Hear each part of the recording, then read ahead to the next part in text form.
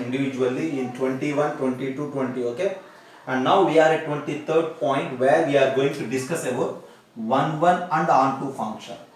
We know that 1 1 function is also known as injection and onto function is known as surjection, whereas here this 1 1 and onto function is known as a bisection. So the definition is simply nothing but if a function is both 1 1 and onto, we say it as a bisection. Both 1 1 and onto, the function must satisfy the rule of 1 1 as well as the rule of onto. What is the rule of 1 1? Different elements will corresponds to different images. Okay, different elements of domain have different images in codomain is the rule for 1 1. Whereas coming to the rule of onto, every element in the codomain must have a pre-image in the domain. That is the rule of onto. If a function satisfies both the rules, then we say it as what? 1 1 onto function, and that is a bisection. Right. Now the second point. First, suppose if I have a function b from a to b is a bisection. See, since it is a bisection, this is 1 1 and onto. If it is 1 1, if a function is 1 1, as we discussed, for 1 1 function, the number of elements in the domain must be less than or equals to the number of elements in the codomain. If f is 1 1, n of a is less than or equals to n of b. Whereas if f is onto, n of a is greater than or equals to n of b. When you combine these two, you will get that n of a is equals to n of b. So, to make a bisection, to say a function, to check whether a function, whether it is bisection or not, first of all you need to observe the number of elements in both the sets a and b. If they are equal, then we need to go for the whether it is bisection or not. Okay, the first check is that the number of elements in both the sets must be same. Okay, right. So a function is a bisection happens only if the number of elements in a is equals to the number of elements in b. Right. Then the next one is number of bisections is equals to n factorial. If you say the number of elements in the first set and the number of elements in the second set as n. As we discussed, f is bisection only if the number of elements in both the sets are same. If number of elements in both the sets are same and that count is equals to n, then number of bisections are simply n factorial. Okay, just we derived it from the rule of number of 1 1 function. Already we have a rule for the number of 1 1 function by, see, the number of elements in the second set factorial divided by that m factorial by m minus n factorial I mentioned you there. We just derive it this n factorial from that formula. Okay, next one d. I am going to give you few simple examples actually. So just have a look. So first set contains 1 2 3, second set contains ABC, and here again it is 1 2 3 and there it is ABC. So 1 1 onto, we need to check whenever it is 1 1, whenever it is onto. See, for suppose if I connect 1 to B, 2 to C and 3 to A, what you say? 1 to B, 2 to C, 3 to A. So for sure it is what? Different elements in domain have different images, as well as no element in the second set is empty. And that's why this is both 1 1 and onto. So this function is 1 1 as well as this function is onto, and that's why we say it as a bisection. Whereas for suppose if the number of elements in the first set is 1 2 3 and it is ABC, both the sets have 3 elements, but if you relate the elements in such a way, for suppose 1 corresponds to B, 2 corresponds to C, 3 also corresponds to C, then this function is not 1 1, okay, as well as this is not onto also, because for A there is no pre-image in the domain, and that's why it fails to be onto. And as well as 2 and 3 are different elements in the domain, and since they are having same image in the codomain, and that's why this is not 1 1 also. This function is not 1 1, this function is not onto. This function is both 1 1, this function is onto also. And see, if the number of elements are different, you may frame different functions which is 1 1 and not onto also. Okay, for suppose I will give you, okay, I will erase this for the space concern. You just have a look. For example, if I take some 4 elements in the first set like 1 2 3 4, okay, and 3 elements in the second set like A B C. Okay, if 1 connects to A, 2 connects to B, 3 connects to C, okay, then What about 4? You need to connect 4 to any one of those elements. For suppose if you connect 4 to C, this particular function is not 1 1, but this particular function is onto. This function is 1 1 but not onto.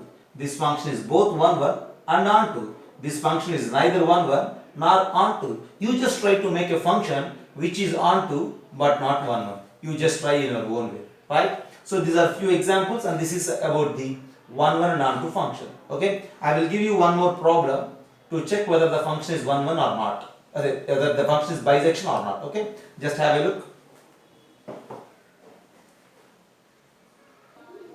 So one problem to show the given function as bisection, okay, or we need to check whether it is bisection or not. Okay, I have a function f from r to r plus such that f of x is equals to 3 power x.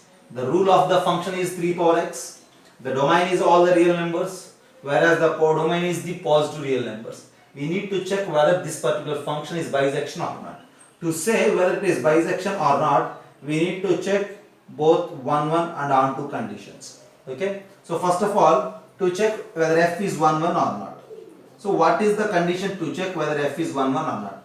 To check 1 1, what we need to do? To check whether a given function is 1 1 or not, when you move with the algebraic way, you need to start with that f of a is equals to f of b. Okay, you just consider f of a is equals to f of b, where that a and b are the elements of the domain. Since f of a is equals to f of b, f of a is equals to 3 power a and f of b is equals to 3 power b. And since 3 power a is equals to 3 power b, it is very clear that a is equals to b. So when you consider f of a is equals to f of b, directly you will get that a is equals to b. So then this is the rule of 1 1. If f of a is equals to f of b, that implies a is equals to b. Therefore f is 1 1. Okay, since it satisfies the condition of 1 1, we say that f is 1 1. Then we need to check whether f is onto or not. To check whether f is onto or not, what is the rule? How to proceed? We need to start with an element from the codomain. Okay, you just let an element y belongs to the positive real numbers, which is codomain. Okay,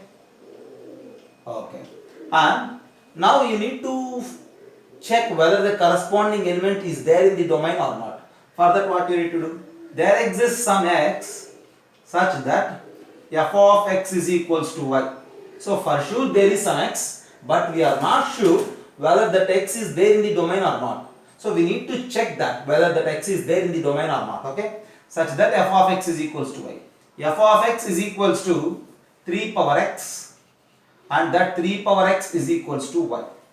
So since 3 power x is equals to y, what to say about x? X is equals to logarithm of y to the base 3.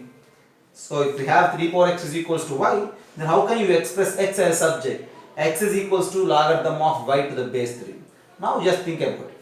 Since y is a positive real number, log y base 3 is a definable one, log y base 3 is acceptable, and that log y base 3 may be any real. So for sure this log y base 3 is again in the real numbers, which is the domain of f. So when I start with an element of codomain, I am reaching to an element of domain. That in the sense, for every element of codomain, for sure there exists an element in the domain, and that's why we say that f is onto. So at the end, here we proved that f is 1 1, and here we proved that f is onto. When you combine these two, f is both 1 1 and onto, and that's why we say that f is a bisection. Is it clear? Just have it. Whereas if the function is not from r to r plus, if the function is from r to r, then it is somewhat difficult to say. Okay, if the function is from r to r, then if you take an element y in r, then here log y base 3, right? This y, if it is a negative real, you can't get its corresponding x, then in that case it fails to be onto. Okay, once again I am repeating you, here the domain is real and the codomain is positive reals. Since the codomain is positive reals, y is a positive real number, and that's why log y base 3 exists. So the problem is clear. For suppose if you face a situation where the codomain is also real that in the sense y is any real, that in the sense log y base 3, in this y may take a negative real also. If it is real, okay, then in that case f fails to be onto, and that's why we say that that is not bisection. If it is from R to R plus, it is a bisection. If it is from R to R, it is not a bisection. Okay, you need to get that particular idea also. Okay, just have a look. For doubts, so basically constant function is simply nothing but all elements of domain have same image in the codomain. So every element, all the elements we need to connect to a single element of the codomain. Okay, for suppose here I have 5 elements, here I have 4 elements. If I connect every element to B, it is a constant function. Okay, the images of all these elements of domain are same. Okay, the images of all these elements of domain are constant, and that's why we say it as a constant function. See, we know that the first set is domain and the second set is codomain, and in that second set, see, the elements which have pre-images are considered under range of the function. Here only B has pre-images, the remaining 3 don't have any pre-image, and that's why, see, these 3 elements A, C, D are not included in the range, but B is just included. So with that idea, we will get an observation. For any onto function, if you observe, the range is a singleton set. Okay. Here in particular, for example, the range of this particular function, if you say the function as A, and if the first set is A and the second set is B and the function as f of A is notation for the range, and here f of A contains only one element, and that element is singleton B. That in the sense, always if you write range for a constant function, that range contains only one element, and that's why we say that range of a constant function is always a singleton set. Okay, and the next thing is number of constant functions. Just think about it, how to count the number of constant functions. See, for suppose, for this particular example, there are 5 elements in the first set and there are 4 elements in the second set. For suppose, if I connect all these 5 elements to B, that is one constant function.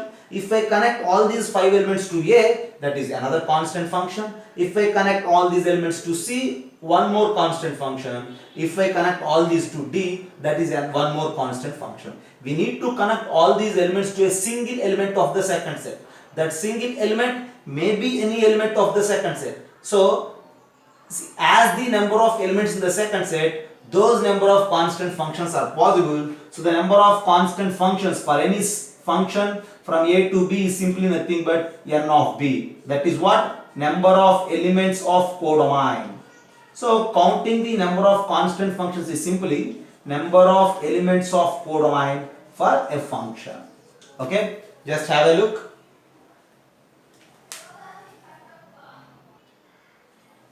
Next thing, E is 1, 1 and onto nature of a constant function. As we discussed, all the elements for suppose 1, 2, 3, 4, 5 are just connected to a single element like B. So when you observe this function, it is clearly not 1, 1 because different elements are having same image, as well as some elements of this codomain are left over, right? And that's why this is not onto also. So a constant function is always not 1, 1, as well as a constant function is not onto as well. Okay, just have a look. I will give you one simple problem related to constant function, and then I move for identity function. So one simple problem related to the constant function. I have a function g, okay, which is defined in such a way that g of x is equals to 2020 for all x. That means all the elements of the domain are just connected to 2020. Somewhere 2020 is there in the second set. All real values of the domain are just connected to the 2020. So with that idea, what you say about its value? You just take any value in the place of x. You just give any input for g, but the result, but the range is always 2020. So g of minus 3 by 5. So you just don't think about the input, but the output is always 2020. So g of minus 3 by 5 is 2020. G of root 3 is 2020. G of some other value is 2020. So if you try to simplify, 2 into 2020 divided by 2020 directly gives us your answer as 2. So there is the problem, right? Just have a look.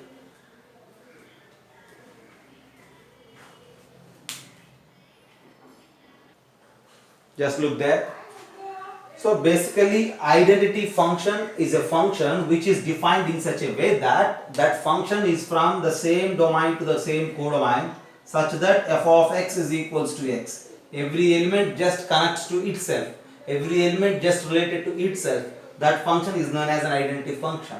So for suppose if I have three elements alpha, beta, gamma in the first set, I need to take the second set also as the same a, and now the function f which is defined in such a way that alpha to alpha, beta to beta and gamma to gamma is identity function.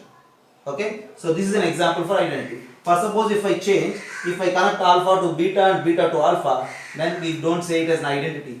Identity in the sense the same result you need to say, the same image we need to say. See, okay, right. And since the first set and the second set are same, domain is equals to codomain, that is very clear. As well as every element is just related to itself, and that's why every element of the codomain must be there in the range also, and that's why we say that domain is equals to codomain is equals to range. And one more thing, number of identity functions. See what you say about the number of identity functions. Here I have three elements in the first set, here I have three elements in the second set. Okay, see the set A has three elements, then what to say about the identity function? There is one and only one identity function from any set A to the same. Okay, why? Because you need to connect the every element to itself. That is possible in only one way, and that's why the number of identity functions are always one. Okay, you just don't bother about the number of elements in A, but the number of identity functions are always one, right? Then what you say about the one and onto nature? See, since every element is connected to itself, see the definition is very clear, one to one. See, alpha to alpha, beta to beta, gamma to gamma. So the definition is very clear, and that's why every identity function is one.